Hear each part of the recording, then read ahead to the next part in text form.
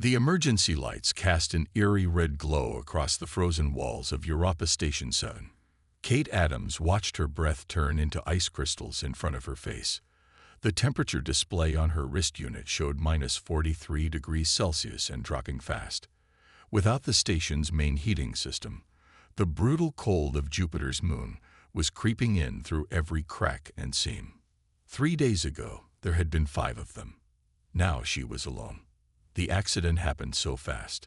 A power surge, a series of explosions in the lower levels. And then, silence. Tom and Lisa had been in the engineering section when it happened. James and Mike tried to reach them, but the emergency doors had sealed automatically. By the time Kate got the systems working enough to check the cameras, it was too late. The cold had taken them all. She pulled her emergency thermal blanket tighter around her shoulders. The material crackled like thin ice, barely helping against the dropping temperature.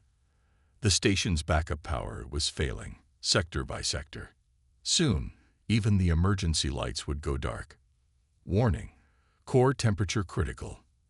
Estimated survival time: 1 hour, 53 minutes, the station's AI announced in its emotionless voice. Kate moved to the communications console, her boots crunching on the frost-covered floor. Her fingers, despite the thermal gloves, felt stiff as she tried to type. "This is Europa Station 7. Research Team Beta. Emergency distress signal. Anyone receiving?" Static answered her, as it had for the past 2 days. The nearest human outpost was on Ganymede, too far for her weak signal to reach. The research station wasn't due for its monthly supply run for another 2 weeks. By then, she would be nothing but another ice statue in this frozen tomb. She thought about her research, all the breakthroughs they'd made in studying Europa's subsurface ocean. Their team had discovered new extremophile bacteria that could survive in conditions nobody thought possible. "Guess they're tougher than us," she muttered, watching ice crystals form on her computer screen. The lights flickered, and another section of heating failed. Kate checked her oxygen levels. 3 hours left in her emergency tank. Not that it mattered. The cold would get her first. She made her way to the observation dome, careful not to slip on the increasingly icy floor. Jupiter hung enormous in the black sky, its swirling storms visible even from here. Europa's surface stretched out below, an endless plain of ice and cracks.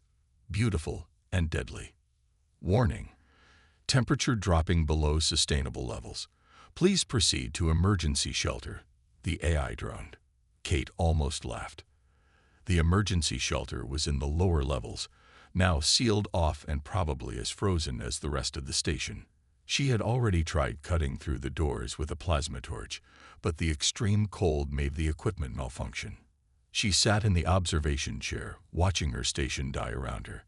The frost was creeping up the dome's reinforced glass now, creating beautiful patterns. Part of her scientist's mind wanted to study them, to document how the crystallization process was different in Europa's unique conditions. A flashing light on her wrist unit caught her attention. The communication system was picking up something strange. Not the usual background radiation or Jupiter's electromagnetic interference. This was different, a regular pattern, almost like. "No way," she whispered, adjusting the frequency. The signal was getting stronger. It wasn't human.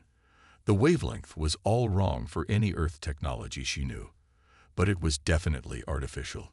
The station's lights dimmed again, and somewhere deep in the structure, metal groaned as it contracted in the cold. Kate's hand shook as she tried to boost the signal strength. If someone was out there, this might be her last chance. The signal suddenly cleared, becoming a distinct pattern. And then, through her headset, she heard something that made her frozen breath catch in her throat. A voice, unlike anything she'd ever heard before. Commander Rax stood at the control panel of his scout ship, his scaled fingers moving across the holographic displays. The signal was weak but clear, a primitive distress beacon coming from the icy moon ahead. His sensors showed a small structure on the surface, and within it, a single life form giving off heat readings far higher than the surrounding environment.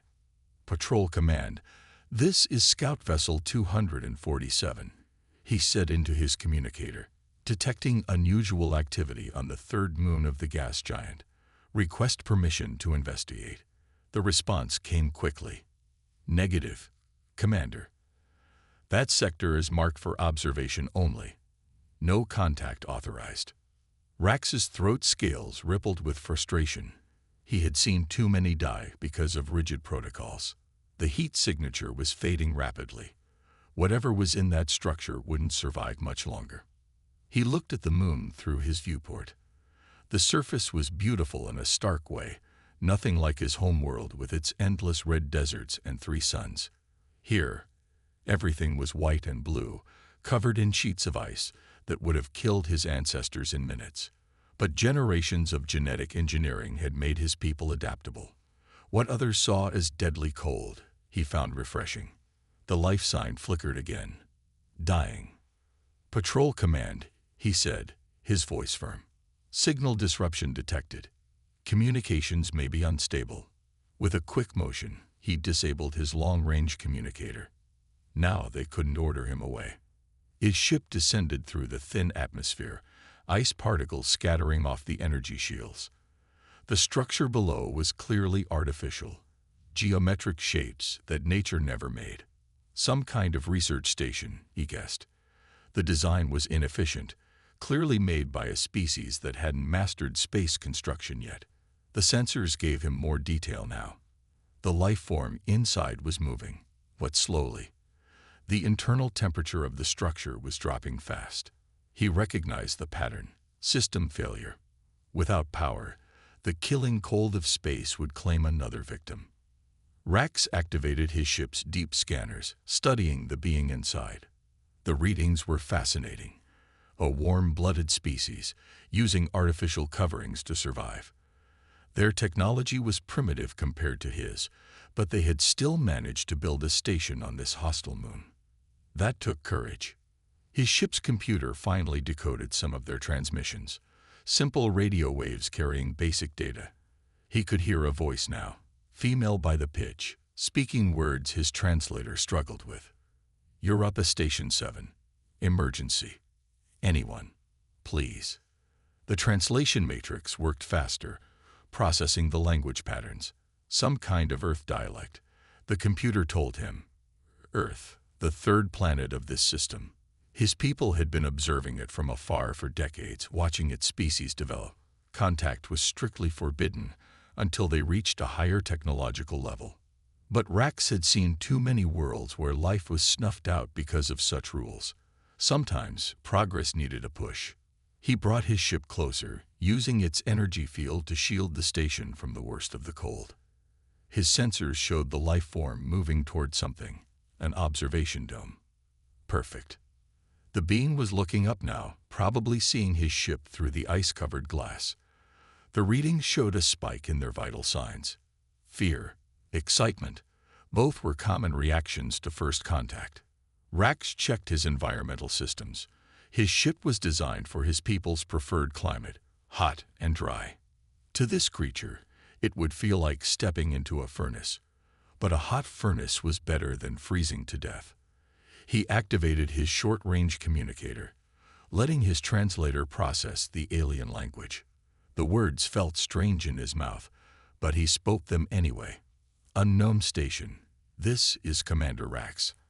I can save you, but you must decide quickly. Your structure is failing. Time is short. He waited, watching the life signs of the being below.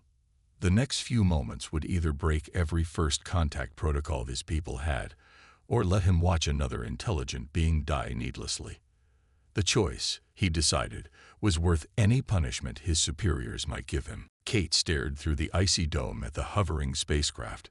Its design was unlike anything in human records, smooth curves that seemed to flow like liquid metal, with a soft blue glow pulsing along its hull. The ship was relatively small, maybe twice the size of an Earth shuttle, but it radiated power that made her station's technology seem like children's toys. The voice came again through her headset, clearer this time. Unknown station, your temperature is reaching critical levels. You have minutes, not hours. Her hand shook as she reached for the communication panel. The station's AI chimed in with another warning. Critical system failure imminent. Internal temperature negative 60 degrees Celsius. This is Kate Adams of Europa Station 7, she managed to say, her teeth chattering. Are you real, or am I hallucinating from the cold? A sound came through her headset that might have been a laugh. I am quite real, Kate Adams. I am Commander Rax of the Stellar Guard. Your station is failing. I can help, but you must make a choice now. Ice crystals were forming on her eyelashes. The emergency lights flickered and died in another section of the station. What choice? There's no choice here. I'm freezing to death. There is always a choice. Rax's voice came back, somehow both alien and reassuring. I can save you, but it means breaking the rules. My people, we are not supposed to make contact with yours yet. If you come with me, everything changes. For both of us. Kate's mind raced despite the cold numbing her thoughts. First contact. Real aliens. But why here? Why now? How do I know I can trust you? You don't, Rax replied simply. But trust this. In 10 minutes, your station's power will fail completely. In 15 minutes, you will freeze. Those are facts, not threats. The station groaned around her as more systems failed. The observation dome's glass was almost completely frosted over now, the alien ship barely visible through the ice. If I say yes, Kate said, her breath coming in white puffs, what happens next? Then I break through your dome, extend my ship's environmental shield, and bring you aboard. But know this, my ship is adapted to my species. To you, it will feel like stepping into an oven. And once you leave this station, your life changes forever.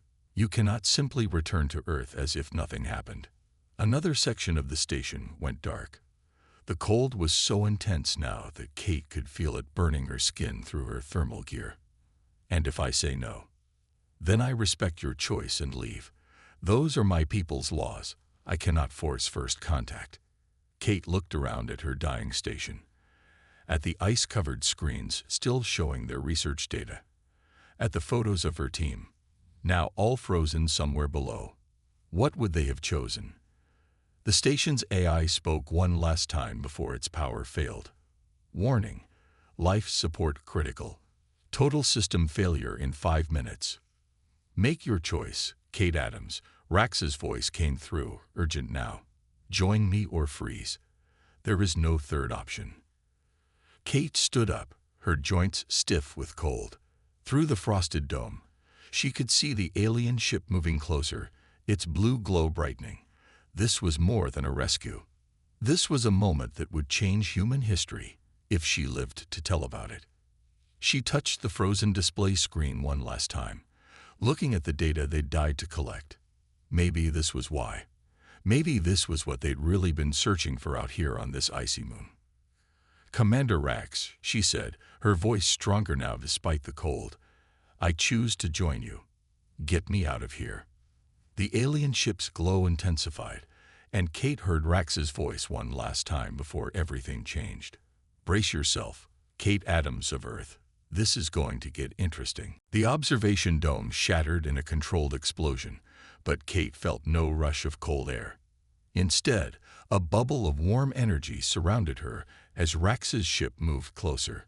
The blue glow intensified, and she felt herself being lifted off the station's floor by an invisible force.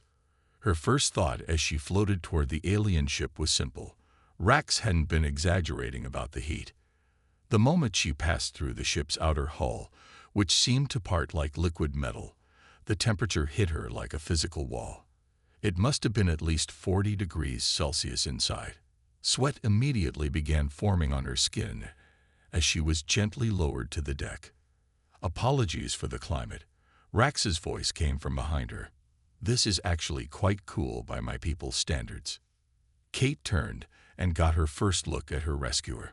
Rax stood nearly 2 meters tall, his body covered in iridescent scales that shifted color slightly as he moved.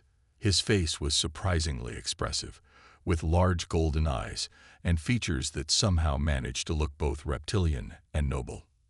"You're staring," he said, making that sound again that might have been a laugh. "Don't worry. I was staring at your scans too.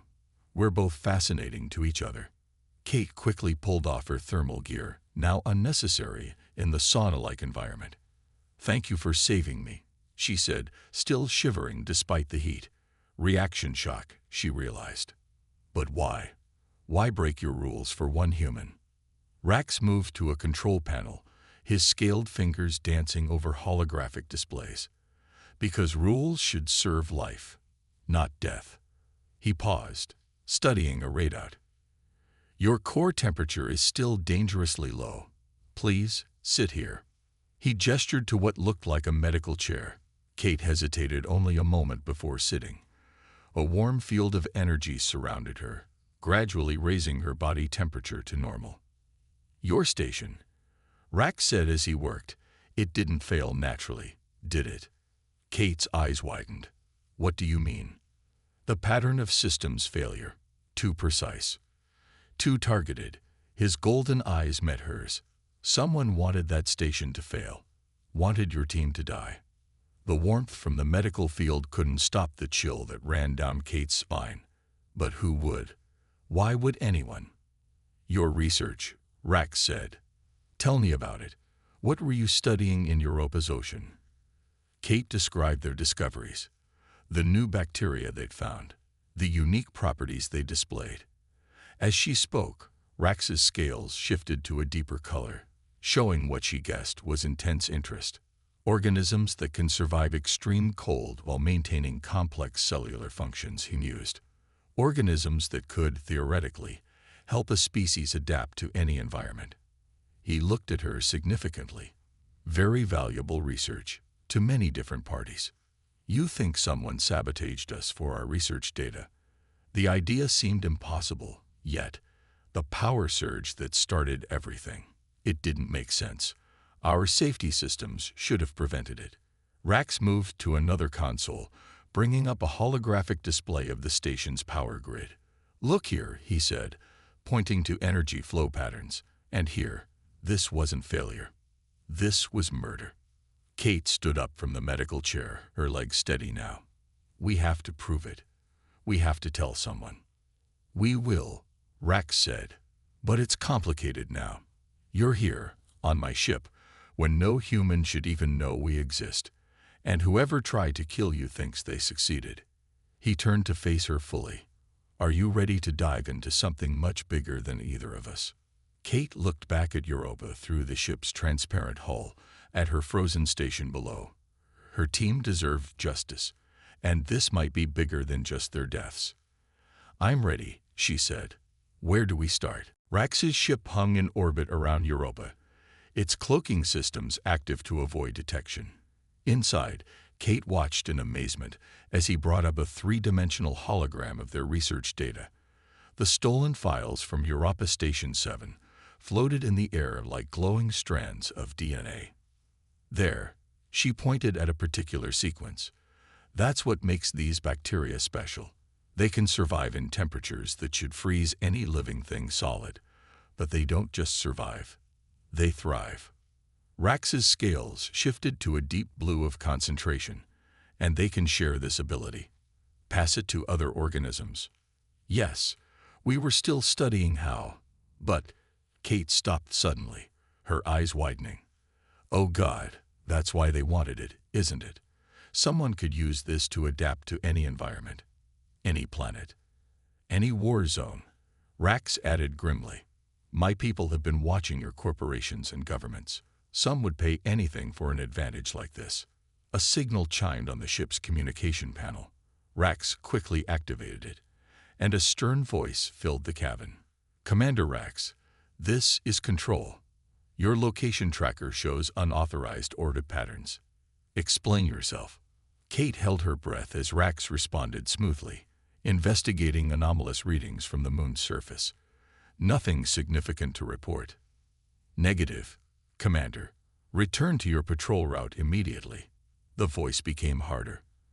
"And we're detecting unusual power signatures from your ship. Prepare for immediate inspection. Rax cut the communication.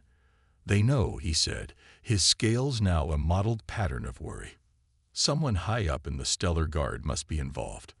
They're coming to check my ship and find you. Kate's mind raced. How long do we have? 20 minutes before the inspection ship arrives. Rax moved quickly to the ship's controls. We need evidence, proof of who did this and why. Can you access your station's security logs remotely? Yes, if. Kate paused. The backup systems. Every station has a black box that records everything, separate from the main computers. It would have survived the freeze. Rax's ship dove back toward Europa's surface. Where? Lower level, Section C, but it's sealed off. The same section where, she swallowed hard, where we lost Tom and Lisa. The ship cut through Europa's thin atmosphere like a knife. We have 15 minutes to get in, get the data, and get out. Rax looked at her seriously. The section will be completely frozen. Even with protection, we can only stay for minutes. I'll go, Kate said firmly. I know where to look. And she took a deep breath. I need to see what happened to my friends. Rax nodded, understanding in his golden eyes. From a compartment, he pulled out what looked like a thin suit made of the same liquid metal as his ship. This will protect you from the cold. Briefly. But Kate, his scales rippled with concern. If we're caught, the consequences will be severe, for both of us. More severe than letting murderers get away with this. Kate started putting on the suit. It molded to her body like a second skin, immediately warming her. The ship landed beside the station's emergency airlock. Through the view screen, Kate could see the frozen wasteland that had almost claimed her life. Somewhere in that ice tomb was the truth, and maybe justice for her team. Ready? Rax asked, checking the suit's systems one last time. Kate nodded, her jaw set with determination. Those corporations thought they could bury their crimes here in the ice. They were wrong. Let's prove it. The airlock opened with a hiss of escaping air, and together, human and alien stepped out onto Europa's frozen surface. Above them, the inspection ship was already visible as a distant point of light, growing larger by the minute. The race against time had begun. Rax's ship hung in orbit around Europa, its cloaking systems active to avoid detection.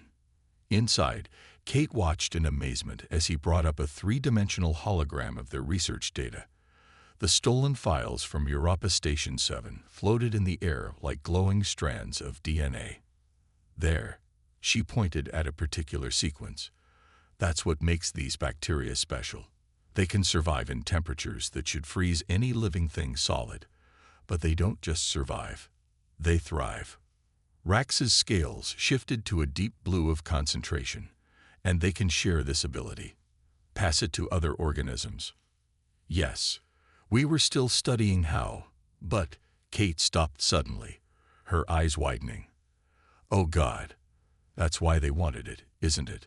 Someone could use this to adapt to any environment, any planet, any war zone. Rax added grimly. My people have been watching your corporations and governments. Some would pay anything for an advantage like this. A signal chimed on the ship's communication panel. Rax quickly activated it, and a stern voice filled the cabin. Commander Rax, this is Control. Your location tracker shows unauthorized orbit patterns. Explain yourself. Kate held her breath as Rax responded smoothly. Investigating anomalous readings from the moon's surface. Nothing significant to report. Negative, Commander.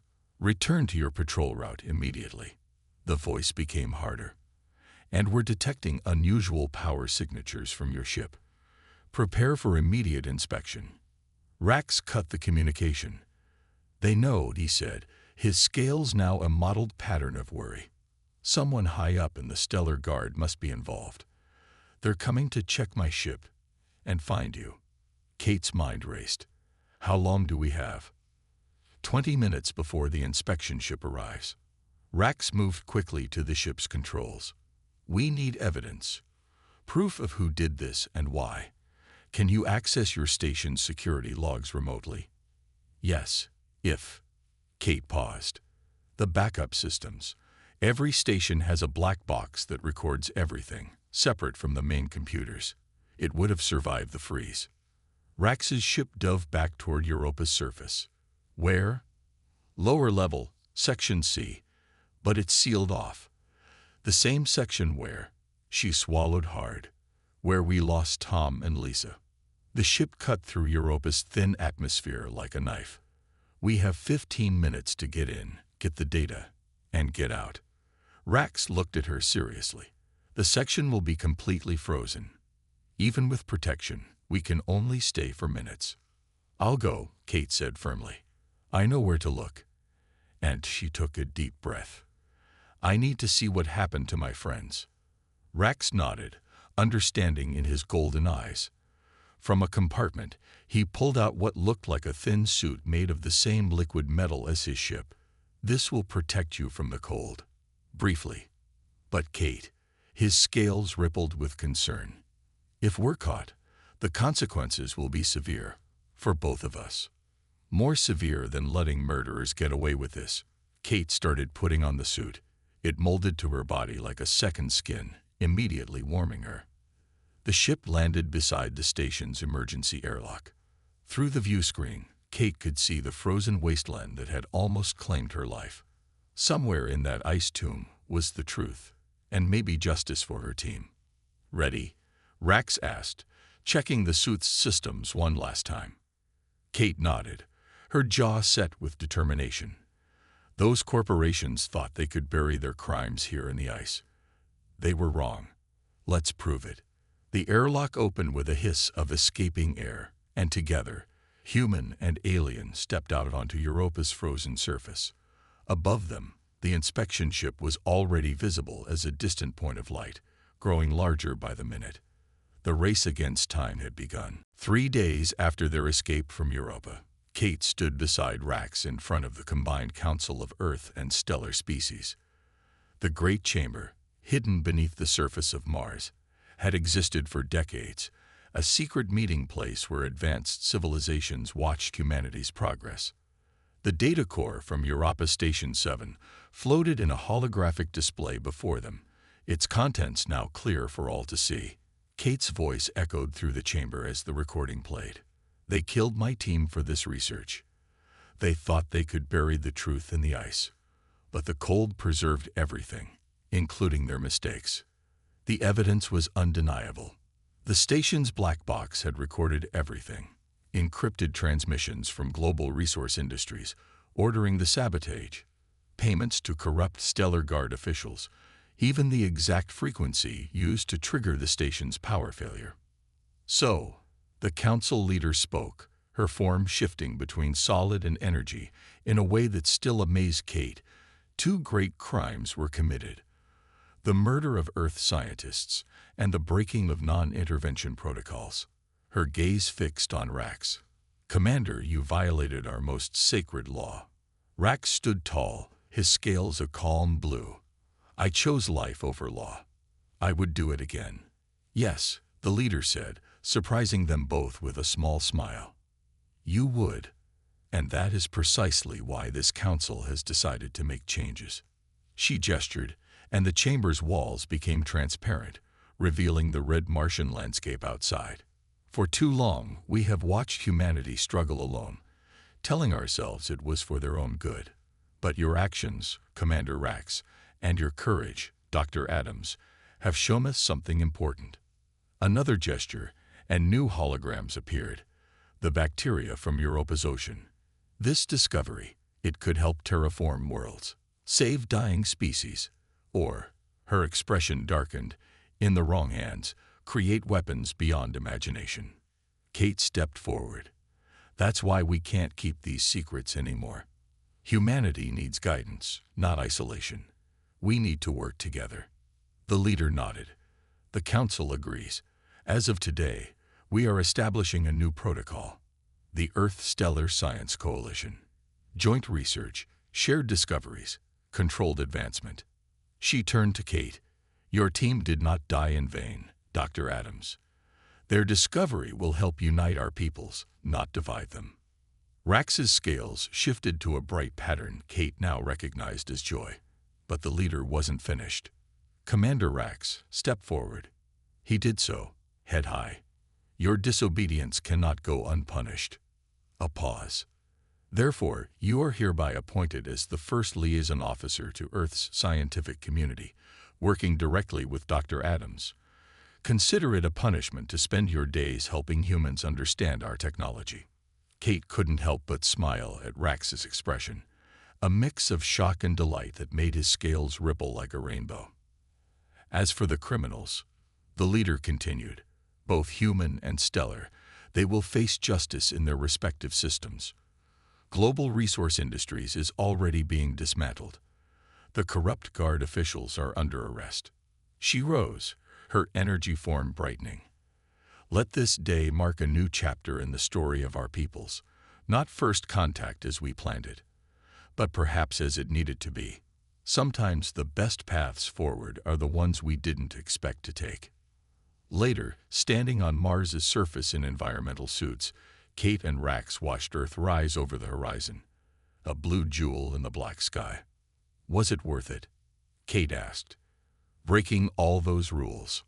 Rax's scales showed the pattern of amused affection she'd come to know well. "Worth freezing for?" She laughed.